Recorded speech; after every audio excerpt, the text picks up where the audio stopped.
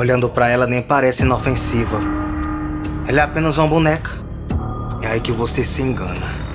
E que tal milhares delas espalhadas de forma sinistra em um lugar totalmente escondido de tudo e de todos, ser descoberto do nada? Qual o significado para tantas bonecas espalhadas desse jeito?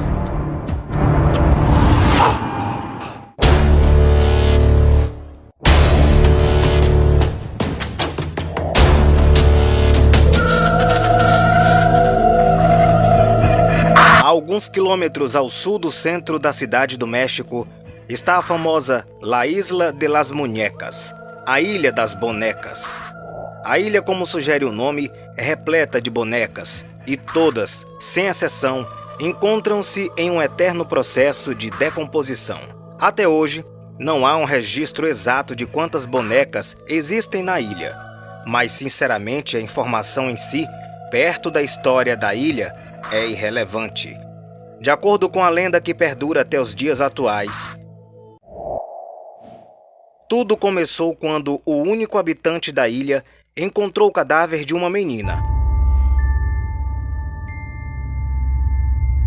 A pequena supostamente teria morrido afogada. Junto com seu corpo, havia também uma boneca. O único habitante da ilha, temendo uma vingança do espírito da menina, resolveu ofertar a boneca aos deuses. Preocupado com o fato de uma boneca não ser capaz de saciar o espírito da garota, o habitante seguiu ofertando mais e mais bonecas. O ritual seguiu até o dia de sua má sorte. O ritual seguiu até o dia de sua morte, cuja causa permanece sendo um mistério.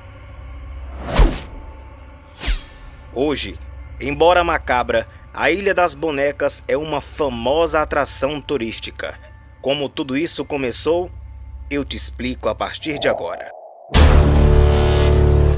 Na década de 1950, Dom Julián Santana Barreira decidiu abandonar sua família e viver sozinho em uma faixa de terras cultiváveis no Lago Techuilo. Barreira, além de trabalhar com o cultivo, tornou-se eventualmente zelador das terras que resolveu habitar. Instalado, tudo o que produzia na ilha era vendido no bairro de La Asunción, um setor próximo às terras onde vive. Por sempre ter sido extremamente supersticioso, Barreira começou a pregar a palavra de Deus pela cidade. Eventualmente, acabou sendo expulso do bairro e, portanto, esquecido na ilha. Após encontrar o cadáver da menina afogada e sua boneca, Barreira, com medo de que o espírito da garota morta assombrasse a ilha, decidiu pendurar sua boneca em uma árvore. Para manter a alma da menina constantemente feliz, manteve o hábito pelo resto de sua vida. As bonecas que Barreira dedicava ao espírito da garota chegavam à ilha pelos lírios do canal.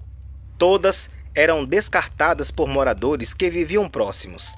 Muitos acreditam que Barreira escutava a menina clamando por suas bonecas. Barreira foi encontrado morto em 2001. Seu cadáver estava no mesmo local onde havia encontrado o corpo, onde encontrou o da jovem. Os parentes de Barreira acreditam que a lenda dissolvida entre a população local serviu como um pano de fundo que validava seus esforços. Já alguns moradores locais acreditam que a garota que se afogou ali realmente o perseguiu até a sua morte. Quer sejam verdadeiras ou não, a ilha hoje ainda ostenta bonecas de todos os tipos. Barreira, enquanto viveu ali, nunca se preocupou em consertar ou limpar as bonecas que encontrava. A cabana na qual vivia também está cheia delas. Muitas foram enfeitadas com acessórios que também chegam ao local pelos lírios do rio. À medida com que a história começou a se espalhar, turistas do mundo inteiro passaram a visitar a ilha. Enquanto estava vivo, Barreira cobrava uma pequena taxa para realizar um tour guiado. Hoje, o local está sob os cuidados de Anastácio Santana Velasco, sobrinho de Barreira. Esta foi a história macabra da Ilha das Bonecas. Se inscreva, clique no sininho em todas para não perder nenhum conteúdo da Fatos Descobertos. Deixe também o seu like. caso tenha gostado do conteúdo, para a gente chegar para mais pessoas. E se eu te contar que aqui no Brasil existem cidades que escondem situações macabras, que até se intitulam de Cidades Fantasmas Brasileiras? Cidades fantasmas? Sim, cidades fantasmas. O porquê? Aqui no Brasil existem histórias de alguns lugares que você não ia querer colocar os pés nunca. Apresentamos para você alguns dos lugares mais assombrados do Brasil. Em quinto lugar, Mercado Modelo. Esse mercado ele fica em Salvador, na Bahia, e foi inaugurado em 1912. No ano de 1969, o mercado foi vítima de um incêndio violento e o prédio precisou ser demolido. Hoje, funcionários que trabalham na nova construção dizem que os túneis utilizados pelo estabelecimento para o armazenamento de bebidas são assombrados. De acordo com relatos, pode-se ouvir gritos e pedidos de socorro vindos do subterrâneo, o que causa muito medo. Quarto lugar, Penitenciária de Cariri. Essa penitenciária foi inaugurada em novembro lá de 2000 e fica na cidade de Juazeiro do Norte, no Ceará. Presos e funcionários do local dizem que por lá existem vários fantasmas que abrem e fecham portas e janelas. Além disso, já ouviram choros durante a noite e ainda acredita-se que seja o espírito de uma mulher que foi morta por um dos encarcerados lá no ano de 2005. Terceiro lugar, Teatro Amazonas. Essa construção ela foi inaugurada no dia 31 de dezembro de 1896 e é considerado um dos teatros mais importantes do Brasil, principalmente por ser o principal cartão postal de Manaus. Mas esse lugar é rodeado de histórias de assombrações. Funcionários do local afirmam que já viram espíritos vagando por lá, além de objetos que inexplicavelmente trocam de lugar. Segundo as histórias, os fantasmas começaram a aparecer na década de 90. Segundo lugar, Edifício Joelma.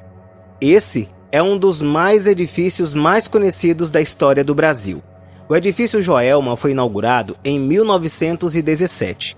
A sua fama se dá por causa do dia 1 de fevereiro de 1974, quando o mesmo pegou fogo e matou 171 pessoas, deixando outras 300 feridas. Dizem que o terreno onde o prédio foi construído é assombrado, principalmente pelo fato de que no final do século XX teria funcionado um pelourinho ali. Além disso, há relatos de que já ocorreram alguns assassinatos também no local. Funcionários que trabalharam no edifício dizem que já presenciaram, inclusive, aparições de espíritos, ouvido gritos e vozes por lá. Primeiro lugar, Castelinho do Flamengo. Esse local ele foi concebido pelo arquiteto italiano Dino Coppetti em 1916. O Castelinho do Flamengo ficou pronto em 1918 e serviu como residência do comendador Joaquim da Silva Cardoso e sua esposa Carolina. Após isso, tornou-se residência de Avelino Fernandes, sua esposa, Dona Rosalina Feu Fernandes, e Maria Lourdes Feu Fernandes, a filha do casal. Após os pais serem atropelados em frente ao Castelinho, Maria de Lourdes foi morar com um tutor que roubava todos os bens da garota e até prendeu a torre principal do local. Dizem que após a morte de Maria, sua alma voltou para assombrar o local, que hoje funciona como um centro cultural. Como se não bastasse pelo mundo afora, relatos e mais relatos de lugares sombrios são mais comuns que você imagina. Como, por exemplo, uma comunidade pequena próxima a Las Vegas tem por trás de seu nome Riolite. Segredos sombrios que até hoje permanecem inexplicados, que muitos até podemos intitular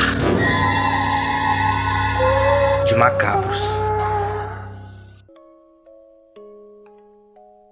Bem próximo a Las Vegas, a comunidade Riolite começou como uma cidade mineira em 1905 e rapidamente cresceu. Tão rápido quanto cresceu, a cidade também deu uma decaída. A mina fechou em 1911 e em 1920 a cidade ficou completamente abandonada. Desde esse ano, a cidade tornou-se uma atração turística e um belo cenário para a filmagem de grandes filmes. O nome dela, Riolit, nos Estados Unidos. Em sétimo lugar, essa cidade foi fundada ainda no ano de 1576 e cresceu bastante enquanto estava nos seus dias de glória. Antes de fechar sua última mina, em 1950, cerca de 17 minas de ouro e prata trouxeram empregos a cerca de 2.000 pessoas da área. No entanto, à medida que os recursos iam se esgotando, as pessoas também iam embora. Em 1950, apenas 300 pessoas ficaram por lá e hoje parece estar abandonada. O nome dela, Mineral de Pozos, Guanajuato, no México. Em sexto lugar, um empresário italiano chamado Mario Bagno tentou transformar essa área em algo parecido como Las Vegas da Itália, construindo shoppings, hotéis e restaurantes. A construção foi demorada e nunca finalizada, embora tenha sido aberta ao público. Muitas coisas que foram construídas ainda permanecem de pé, mesmo que algumas estejam desmoronando. Um deslizamento de terra que aconteceu em 1976 destruiu a única entrada da cidade.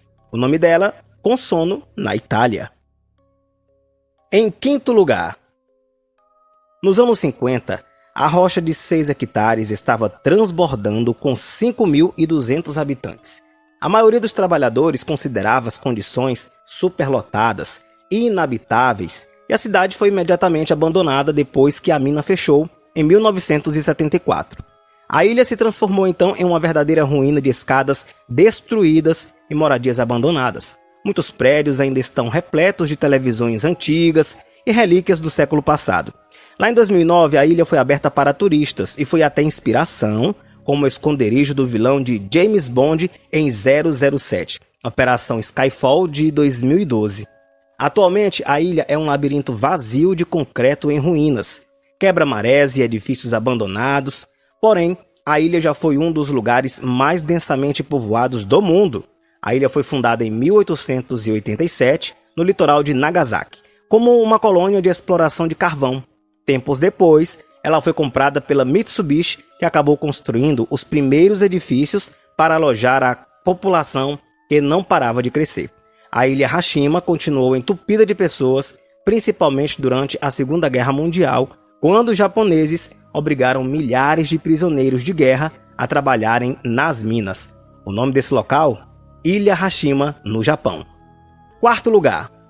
Essa cidade foi fundada em 1866 como uma cidade mineira e foi bastante próspera até o final desse século. Mas foi no ano de 1962 que um incêndio começou na cidade. Se espalhou e queimou boa parte das casas. Agora, o curioso é que tanto tempo depois, a cidade ainda continua a queimar e, segundo fontes, o fogo pode continuar por mais 250 anos. Sim, tá achando que é mentira? Não. Essa matéria, inclusive, foi publicada na BBC. O nome dela, Centralia, nos Estados Unidos. Terceiro lugar. Na cidade de Boulder, Califórnia, o ouro foi descoberto ainda em 1859, quando a cidade tinha apenas 10.000 habitantes. Porém, como o ouro tem o poder de atrair as pessoas, muita gente foi para a cidade extrair o minério. Depois de anos, exatamente em 1942, a mina de ouro fechou. Em 1962, o Sistema de Parques Estaduais da Califórnia assumiu a cidade, mantendo o parque e a cidade fantasma do Velho Oeste Selvagem. Os rumores dizem que qualquer pessoa que retirar um artefato da cidade será amaldiçoado. O nome dela? Boulder, nos Estados Unidos. Segundo lugar.